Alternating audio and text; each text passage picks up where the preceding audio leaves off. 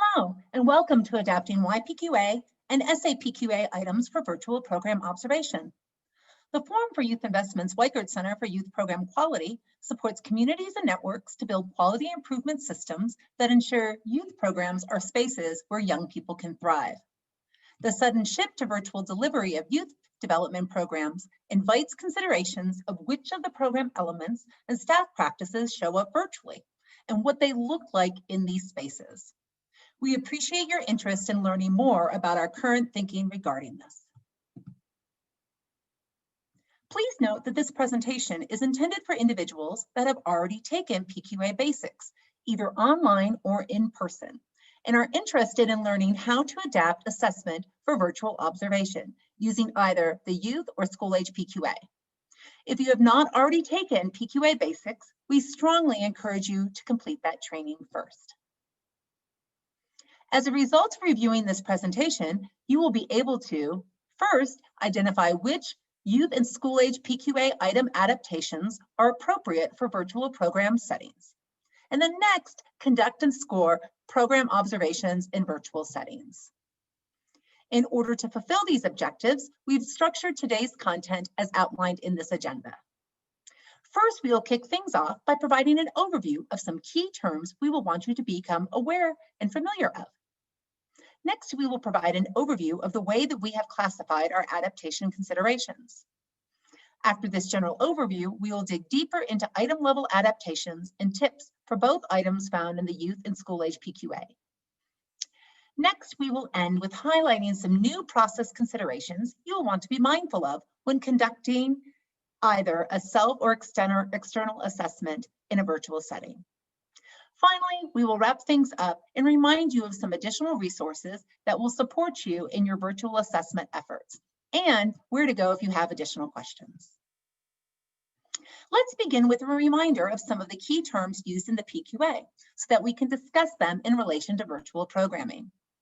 Program offerings refers to structured activities that are led by staff with the same youth over a period of time. A session is one scheduled period of a program offering. For example, a session might be when the robotics club meets every Wednesday from 3 to 4 p.m. Activities are the planned interactions led by staff within a program offering. For example, the activities in a robotics club might include building a hovercraft, learning about circuits, and even developing your own robot from scratch. We use the term modalities to discuss the various ways staff are connecting with young people.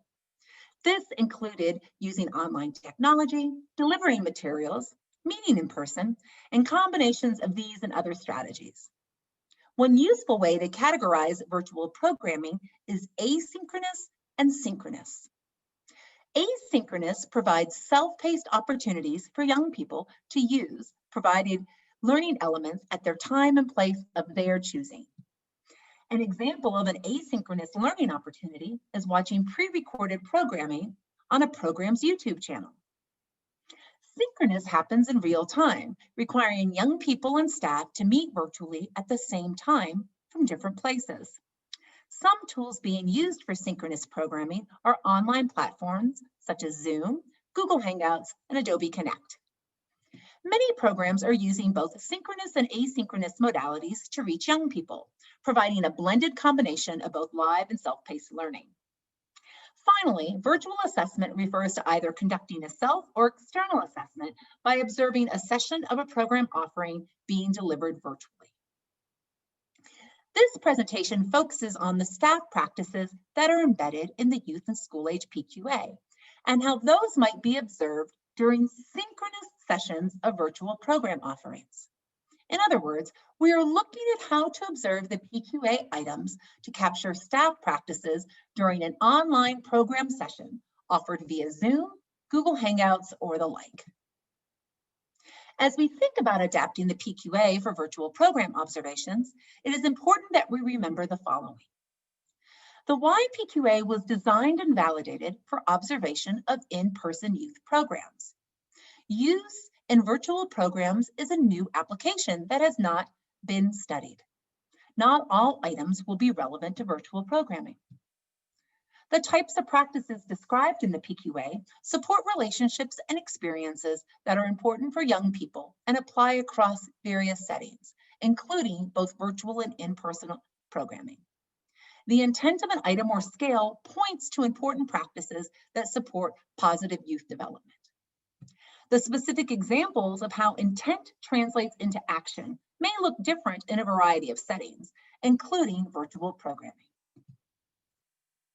Before proceeding with this webinar, you're encouraged to have the following materials available to you. Depending on what tool you are using in your program, a copy of either the youth or school age PQA. You will also want a copy of the Youth or School Age Adaptations Overview document that will be used to orient you to our recommendations. A copy of the Virtual Program Preparation and Safety Checklist. And finally, possibly a pen or pencil to write with will be helpful too. You are encouraged to pause the presentation now and gather your materials before proceeding. Now that you have your materials, let's get started. As we review the items assessed in the Youth and School Age PQA, the following color-coded key serves as a reference to provide a general context of what type of adaptations we are suggesting. This information is also replicated in the Youth or School Age Adaptations Overview document that you just downloaded.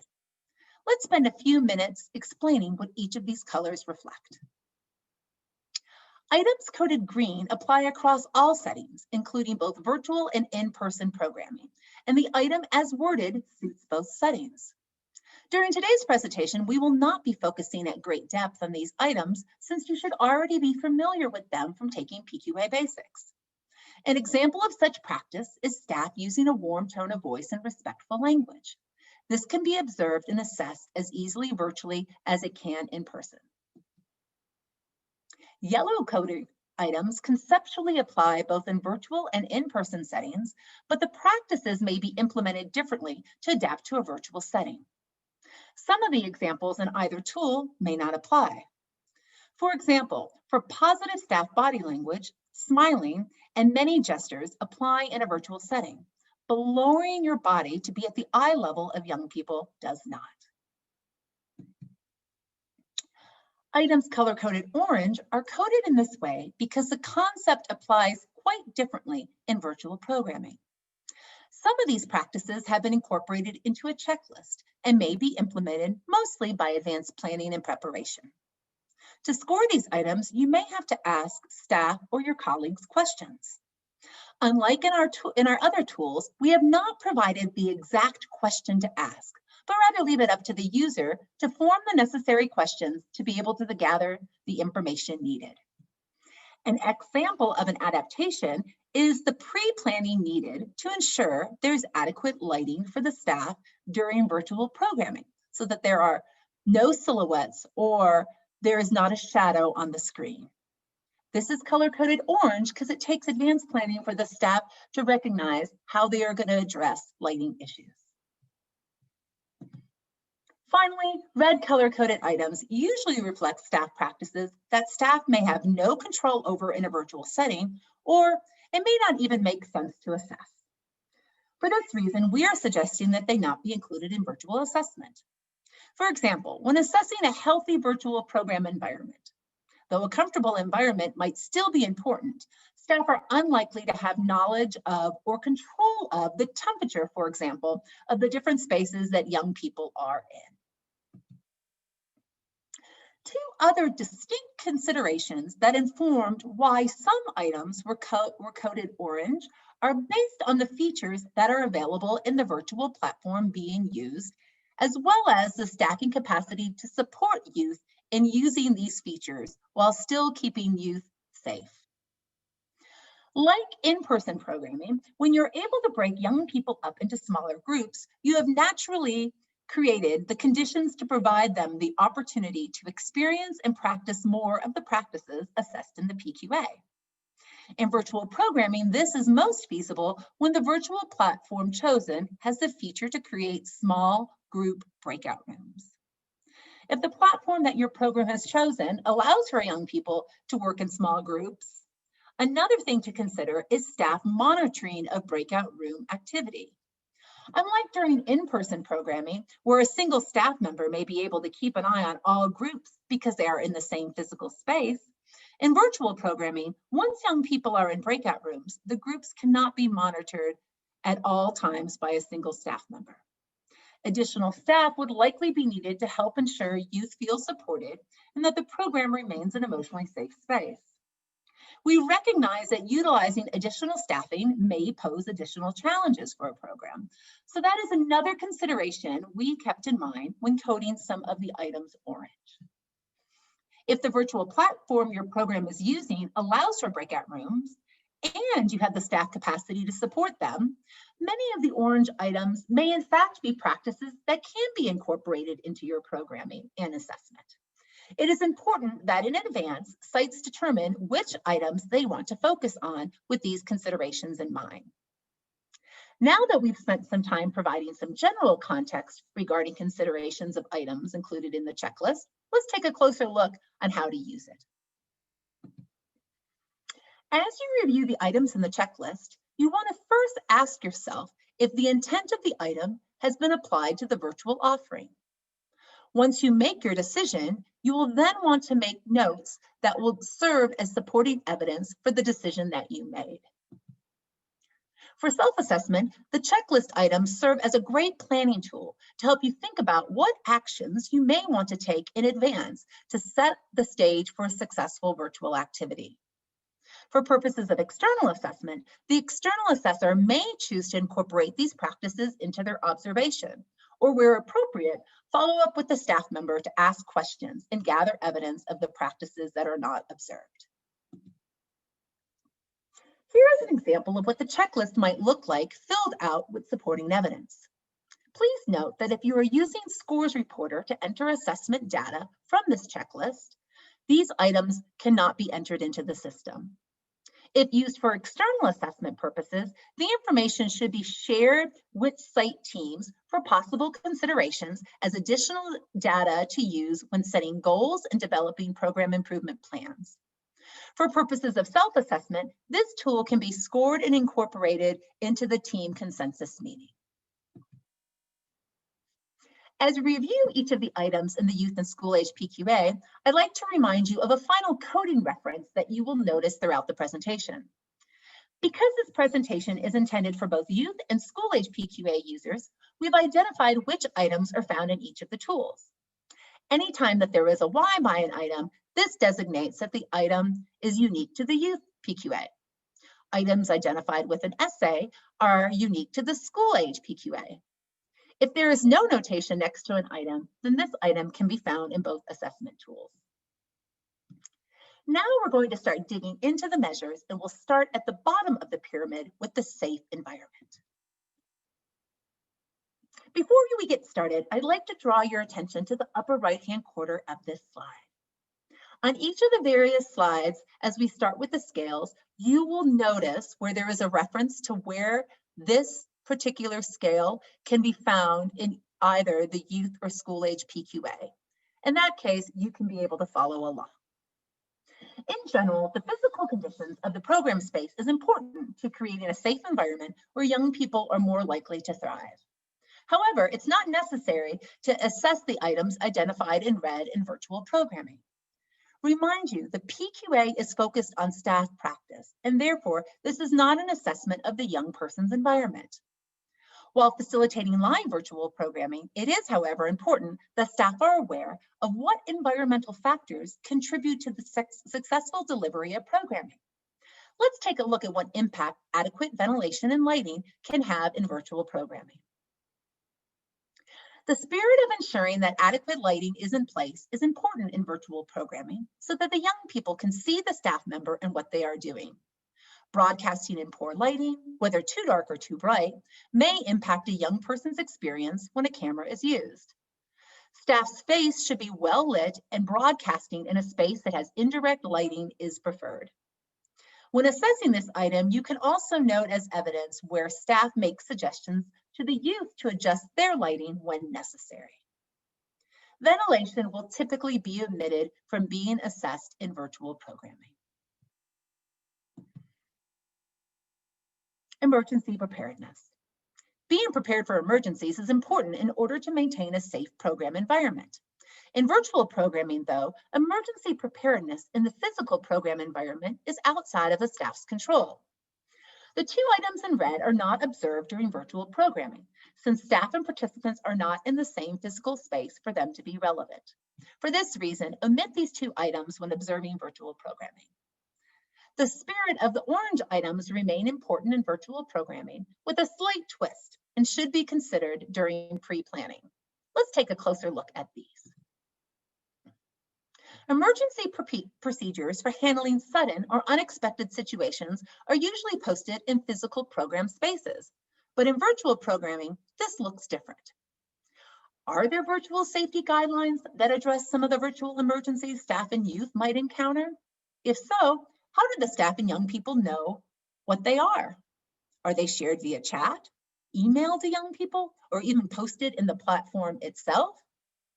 If the virtual offering being observed requires special safety equipment, you should be able to observe if that equipment is present. It is important, however, that this be planned for in advance to make sure that young people have access to the equipment that they need. This is why this item is factored into a checklist. If the activities being planned will not need safety equipment, then this item can be scored as an X. In virtual programming, there are special considerations the staff must be mindful of when monitoring who can enter the virtual program space.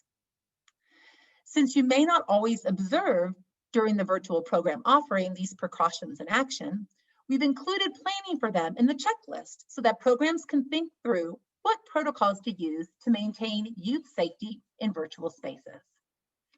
Safeguards for keeping non-participants out of sessions vary by platform. Programs will want to consider where they share the links to join a program offering and refrain from doing so publicly. Programs might include advanced registration, virtual waiting rooms, disallowing young people to enter the virtual space before the host, randomly assigned room IDs, and passwords when attempting to mitigate problems in advance. Now that we've had a chance to look at some of the different basic safety considerations, now let's think about how you can be mindful of the appropriateness and flexibility of the physical environment and furnishings in a virtual program setting. The last three items in red are not typically assessed in virtual programming because you will likely have little control over the type and comfort of furnishings in a young person's personal physical environment. Remember, these are measures about staff practices. For this reason, we recommend these items not be assessed, and that is why they're coded red. Now let's take a closer look at ways to pre-plan so that you can help ensure there is sufficient and suitable space in your virtual activities. Not all activities can be accommodated in all program spaces. During in-person programming, most staff, for example, would not consider playing a kickball game in a school classroom full of desks. Instead, this activity would likely be found being played in a large gymnasium or outdoors. The intent of ensuring that the space is both sufficient and suitable for the activity being facilitated during the virtual programming still holds true, however. Though the first two items of this scale could be assessed during the offering, communicating space needs in advance will be important since young people will be joining from their own locations. For example, if a yoga class is being facilitated virtually, sharing with the youth in advance that they will need to find a relatively quiet and big enough open space where they can lay down and extend their arms from their body in all directions would help to ensure that they are more likely to successfully be able to participate in the activity. In this example, sharing this type of information demonstrates an awareness of the importance of the spirit of this measure during the planning phase, and is why it's included in the checklist. Though young people need healthy food and drinks to ensure that they have access to these, however, can be exceptionally challenging when young people are participating from all different locations. If programs are not providing this in the planning or delivery of the virtual offering, do not score these items. That said, many programs are working with community partners to ensure that young people have access to food and drinks while they're at home. This may be an important consideration for your program to include in the systems level planning at the organizational or community level, but may not be observable at the point of service observation. This last scale concludes our review of the items in the safe environment domain. Now let's turn to the supportive environment domain. Positive relationships are the hallmark of quality programs and are critical to fostering positive social interactions and establishing a nurturing and supportive environment. In the warm welcome scale, the items assessed all still hold true for virtual programming. Making sure that youth are greeted upon their arrival and that staff act in a manner that focuses on being as welcoming as possible so that young people feel comfortable to engage in the virtual program and programming is very important. Let's take a closer look at adaptations to demonstrate positive staff body language during virtual programming. Looking into the camera is a new consideration that you will want to be aware of when engaging youth virtually. The use of hand gestures and using platform reactions, if they are available, are also unique nonverbal ways to create a supportive environment where young people feel welcome. How a session is planned, presented, and paced is important and requires a great deal of skill by staff. Ensuring that the virtual program offering starts and ends on time, that there's an appropriate amount of time for the activities presented, and that you clearly explain activities to young people continue to be important and is why these items are color-coded green. Having sufficient materials that are available and ready for use during an offering requires some pre-planning on the part of staff. And this is one reason why these items were included in the checklist. Let's take a closer look at these adaptations. If your program will be doing activities that require materials, it's important to think about how the youth will get access to the materials. Will they be delivered via email or possibly provided in person? Or will they be delivered in the mail?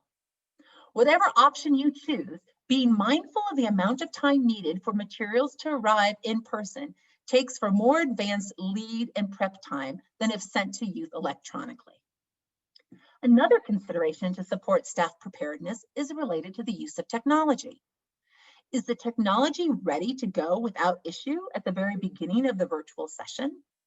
This is likely something that can be observed during an actual observation and will require advanced prep by staff in order for virtual offerings to have a successful start.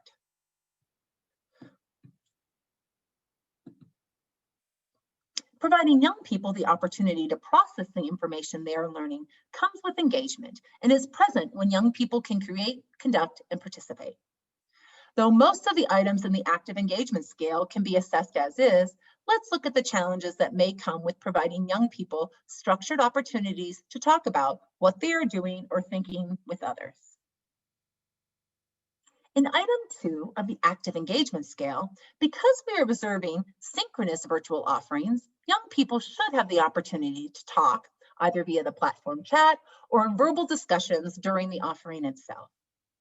Depending on the group size, providing all young people a structured opportunity to talk may be challenging unless the full group size is small to begin with, or the platform you use allows for breakout rooms. By using breakout rooms, staff can create smaller groups that with proper timing allocations can provide all young people a structured opportunity to talk. Setting up an environment in which young people move beyond just having fun into learning and building their skills is an important element of a quality program. Assessing how staff create a supportive environment where they support youth when they try new things, make errors, or experiencing emotional struggles can be more challenging in virtual program settings because it may be harder to know when a young person is struggling. Not every young person will verbalize, "I am struggling." Thus far in this presentation, I've shared a lot about pre-planning work that a staff member can do to try to proactively problem solve possible virtual programming issues that may come up. For item 5 of this scale, one way young people might struggle is when they do not have access to reliable technology or materials. Working in advance to ensure that these needs are met help youth be prepared to learn and build skills. Let's look at how item 5 may need to be adapted to support struggling youth in different types of ways. One of the first things that staff can do to support all young people, and in particular those when they struggle, is to create an environment where mistakes are allowed, and they know that they will be supported when they do make mistakes. A struggling youth may not always say outright that they are struggling, so pay attention to body language. In virtual programming, young people may avoid eye contact or use a tone of voice or body language that contradicts the spirit of what they are saying. They also may not communicate at all. Though these actions may not exclusively suggest a young person is struggling, consistency of such practices may warrant checking in with youth. If a set of hand signals have been incorporated into group norms, one that represents that a young person may be struggling or has a question could be evidence used to score this item. How you manage supporting struggling young people in a virtual setting may be more challenging because it might be difficult to step away to assist a young person while still supervising and engaging the rest of the group. One idea is for programs to create a special breakout room on their platform where youth can ask to be transferred to get assistance. There, another staff member would be available to provide the necessary supports to address the questions and their needs. This item is an example of one that may require some new practices and additional staff capacity to be put into place to ensure that the needed systems and supports are available for the young people who need assistance.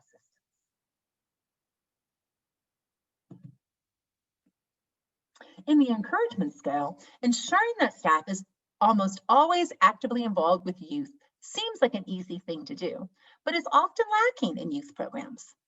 This may even be more challenging for staff to practice in virtual programming because of the added technology troubleshooting component that staff may need to manage.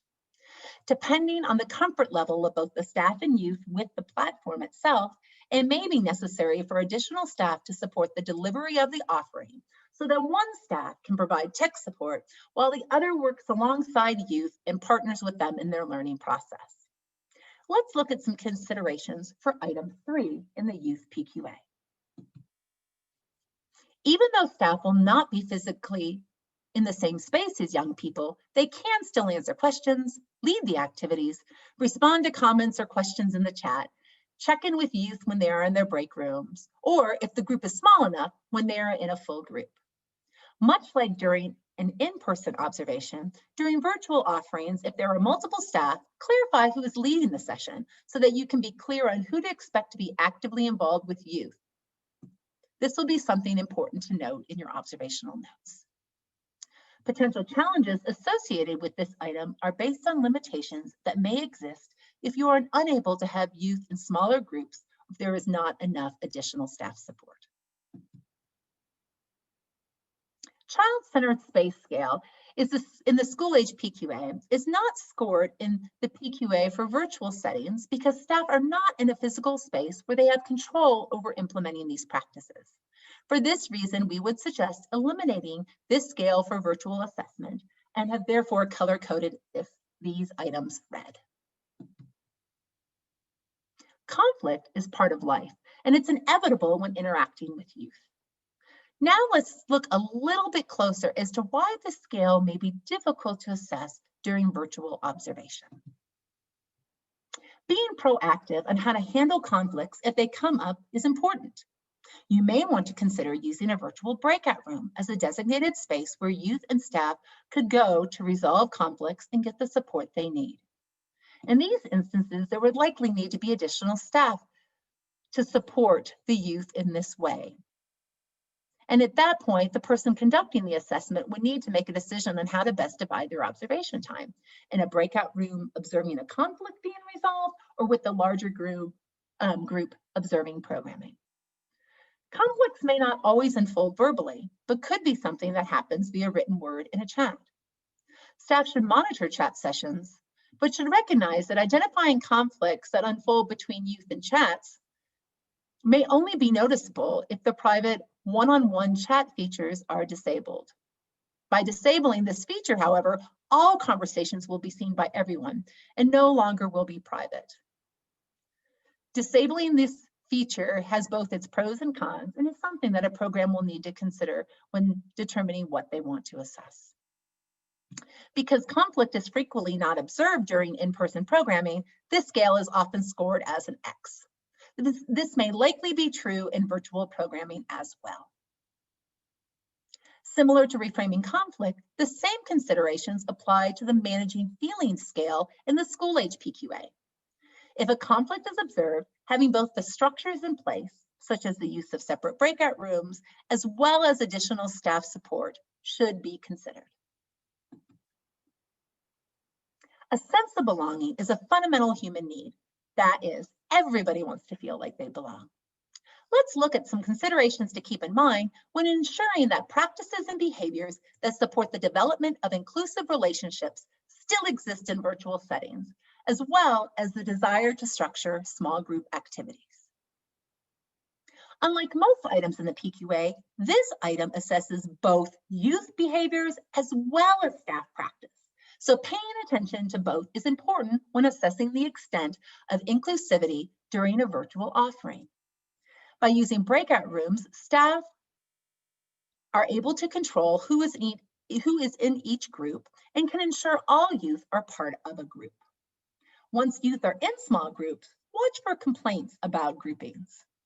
During the course of the activity, also ensure that there are opportunities for all youth to participate. In smaller groups, this can be done by providing guidance to youth. Ensuring that there is adequate staff available to successfully intervene if exclusive behaviors are observed can be one of the challenges with this item in virtual programming. Structured small group activities are coded orange because the platform used will need to allow staff to create breakout rooms. If this is not possible with the chosen platform, then in advance, the program might consider not scoring this item. Collaboration enables young people to interact with others, to appreciate others' opinions and experiences, and enhance personal perspectives, goals, and projects. Let's look at some adaptations in the youth PQA that will need to be considered in virtual programming when creating small groups with interdependent roles where shared goals are also pursued. In item 2, some of the examples noted in the tool may not be as relevant to a virtual setting. For example, I've yet to see live virtual tennis matches being played, but I guess anything is possible. Some other roles you may want to consider is note taker, timekeeper, and group reporter, to name a few. When thinking about roles in a virtual program setting, think about what are the tasks needed to reach the shared goal, and how can the tasks be divided into meaningful roles to support that goal. When determining whether or not a shared goal is present in virtual programming, working on things in the same physical space, as noted in the catapult building example in the item itself in the tool, will likely not be possible. This, however, does not mean that having shared goals is not feasible. In virtual settings, it will still likely require small groups and may require more ingenuity by providing a combo of independent and online collaboration as outlined in the examples. Depending on the tools available in the online platform, using the whiteboard feature provides an additional tool to use depending on the activity. Providing youth the opportunity to act as a group facilitator and mentor is a careful balance between helping young people feel power and control while still providing young people with safety, structure, and support. Item 2 of the leadership scale looks at mentoring, which by definition is one-by-one or one-on-one. This item may be challenging to assess in a virtual setting unless youth are grouped with partners. Having one-on-one group structures in place can be challenging to create in virtual settings due to the extended amount of staff support needed to ensure that the one-on-one environments remain safe when youth are with their partner. For this reason, we note that this item might be difficult to assess unless the proper staffing measures are in place. This scale wraps up the last of the key considerations in the interaction domain for both the youth and school age PQA. Now we're at the top of the pyramid in the engagement domain. Though all scales in the engagement domain can be assessed as outlined in the youth PQA, there are a couple of items in the engagement domain of the school age PQA that have some additional considerations you may want to be mindful of. Let's take a closer look at choice and responsibility. Opening up opportunities for children to make choices can help make an activity successful and engaging. Here are a few examples of ways that you can incorporate authentic and open-ended choices into your virtual activities that may be more conducive than the examples offered in the PQAs themselves. As a reminder, authentic choice is staff offering opportunities for children to execute a choice and it not be an attributable one.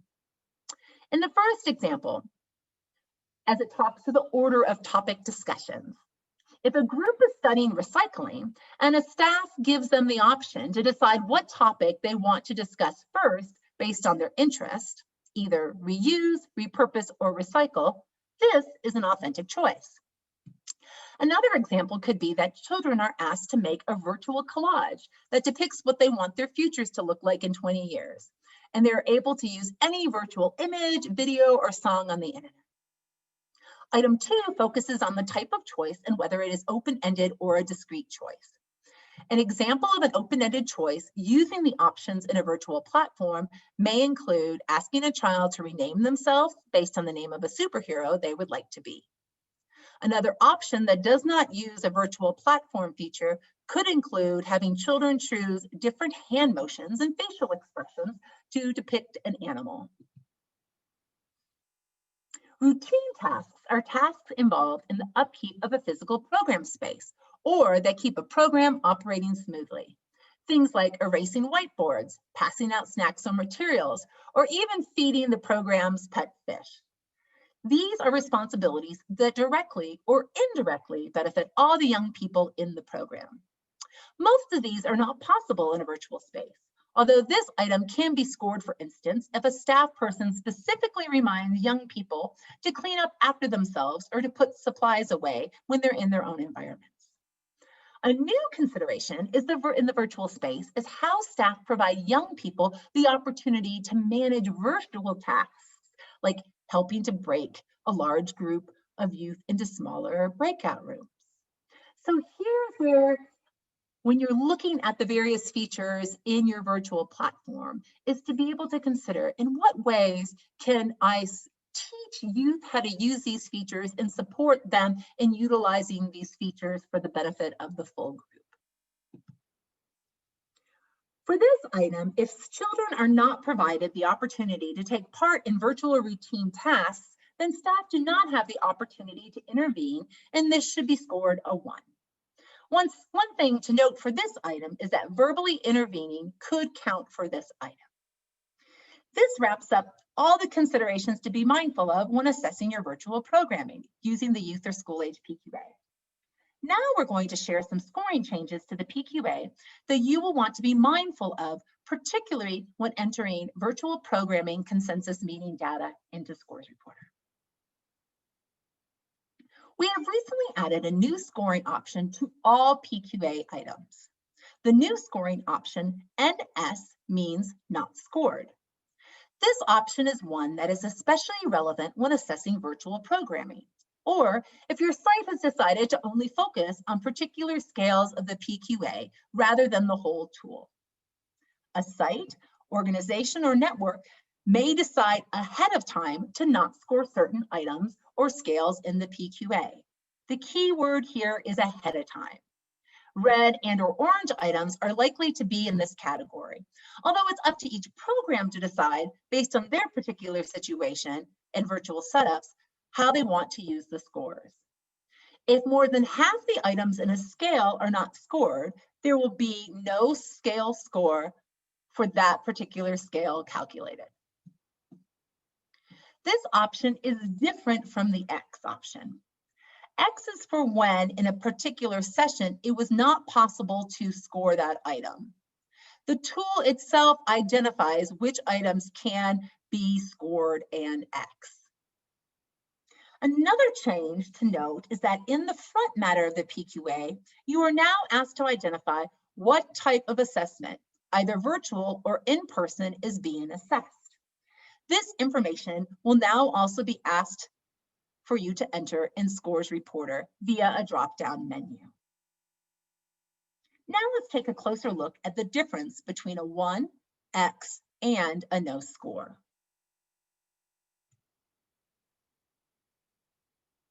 This chart depicts the differences between a 1, X, and an S. As I go through the chart, I'm going to start with each of the numerical considerations and work my way down from top to bottom. When you score something a 1, this typically means that the practice should have been observed, but it was not.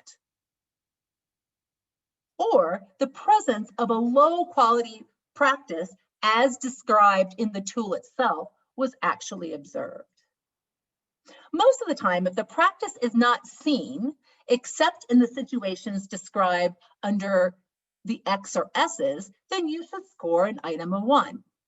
For example, when scoring most of your green or yellow color-coded items, if these are not observed, then they should be scored a 1. Let's look at an example of what this looks like during virtual programming assessment. Let's say you're observing a offering and there's no intentional reflection. The fact that there is no intentional reflection that you observed means that there is a lack of an opportunity that impacts the quality of the offering, because youth are missing out on the chance to review what they learned that can lead to new ideas and future planning. In this case, reflection is important.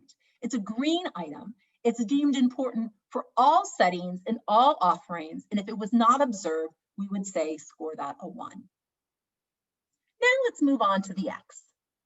An X is used in situations where that particular session, in that particular offering, the item did not occur in the session observed. When it's not possible to score something because the situation or context required for that scoring did not occur in that particular session, then you typically score these items an X.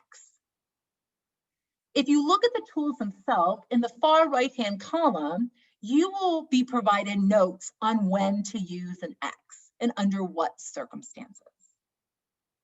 Some examples of using the X in virtual programming assessment include the following. Let's say you are observing an activity where there is no special safety equipment needed. If the youth do not need that for that particular session or offering being observed, then you score that an X. Here's another example. Let's say your program has decided that they have both the technology and staffing capacity to really support you in reframing and resolving conflicts and managing feelings online. So the conditions and the structures are in place. However, during the observation, there was no conflict observed. If that is the case, then you would score this an X. Now let's move on to the final scoring consideration, NS. The key piece with NS is that in advance, the site, network, or organization has decided they are not going to score the item. Remind you, this can happen at the item level and does not necessarily have to happen at the scale level. When the site or organization or network decides in advance that the particular items are not applicable to their program offering or may not be relevant to the strategic direction of their organization, then they may choose to use the NS scoring option. Note, this scoring option could be applicable to any item. When looking at virtual program adaptations, this could commonly be applied to some orange and many of the red color-coded items that we've discussed today. An example of this use in virtual programming assessment is when in advance the site has decided not to score most physical environment items because all young people are not in the same physical space. And as a reminder, staff have no control over those physical elements in youth spaces, so it's not scored because it's not truly applicable to the virtual modality. Now that we've had a chance to take a deeper look at the youth and school age PQA adaptations and be introduced to some new NS scoring options, let's talk about some additional considerations you will want to keep in mind when conducting a self and external virtual assessment. Much of the self and external assessment process is the same for virtual program assessment as it would be for in-person assessment. Let's walk through some new considerations that are highlighted in yellow in this chart. First of all, when selecting and training your team, it's important to include the virtual program documents that are highlighted and shared as part of this presentation so that the team and even the external assessor can get the foundational knowledge they need in order to be successful observers of virtual offerings. Another important difference is that during this time is when the determinations will need to be made if there are any items that will be scored in advance NS. So remind you, this should happen prior to the assessment. NSs should not be determined after the fact. When preparing for data collection, many of the things still hold true. Making sure that you've scheduled time, making sure that people, both staff and the young people, are aware that the observations are going to be happening is still very important. But one thing that you cannot forget is that for the observation, make sure you get the virtual link to actually be able to attend the session and serve as the observer. Without that, you won't be able to have access. The other thing is when communicating with external assessors, any determinations that have been made about items to score NS should also be communicated with them in advance of the observation. Observing and taking notes looks very much the same. You're wanting to try to watch as much of the offerings as possible and to keep in mind that when doing team observations and self-assessment, please make sure that your observations represent, if you're not able to see the whole offering, the beginning, middle, and end of your program offerings, so that information collectively can be used during the consensus meeting. When scoring the PQA, same process is used, having the meeting going item by item, but you'll also want to reference the new scoring considerations during this meeting. When entering scores into Scores Reporter, make sure that you make note of what type of assessment you have done or the assessments that you have done that make up the basis of your consensus meeting assessment, and where applicable, click virtual assessment. Another thing to be mindful of is that we are encouraging when doing assessments that you are not mixing in-person assessments with virtual assessments. When entering consensus meeting scores, you should enter consensus meeting scores and data for all virtual offerings, separate from those that you do for in-person offerings, if your program is in fact doing both aspects of programming. Also, be mindful of when entering your scores to refer to those new scoring considerations too. And finally, the plan for improvement. Use your report and the data that you collect from your report to make improvement plans. Remind you, if you're having an external assessor, follow up with them to get the information that they collected for the safety checklist. This information can be very valuable when setting goals and developing your program improvement plans. As we begin to wrap things up, I just want to remind you of some of the resources that can help you along the way. First and foremost, you have the Youth and School Age PQA tool. Also, you have a copy of the color-coded Youth or School Age Adaptations Overview document. This is a document that you see in the screenshot in the upper right-hand corner. This provides a really good snapshot of a reminder of what the practices are. It can also be used that when you're deciding what items you are not going to score, you can use the sheet to mark out those items so that you are aware during your observations what practices you should and possibly should not be focusing on. The virtual program preparation and safety checklist is also very helpful. You will use that accordingly to how you choose to use that data out at your site and may be used by external assessors as well. And then finally, the final document at the very bottom of the screen is really a handout that reflects the information that I talked about as it relates to the additional guidance when using a 1X and NS. So we've created a handout separate from this presentation that you can have on reference when conducting your observations, and in particular when making the choices around scoring during your consensus meetings. Do you still have questions about using the youth or school age PQA for virtual programming? If so, contact your local network lead, or you can email us at info@cypq.org for further questions. Thank you for listening and learning more about how the youth and school age PQA adaptation considerations can really support you in planning and assessing the quality of your virtual programming. We wish you best of luck in your assessment endeavors, and we look forward to hearing from you should you have any questions along the way. Thank you, and have a great day.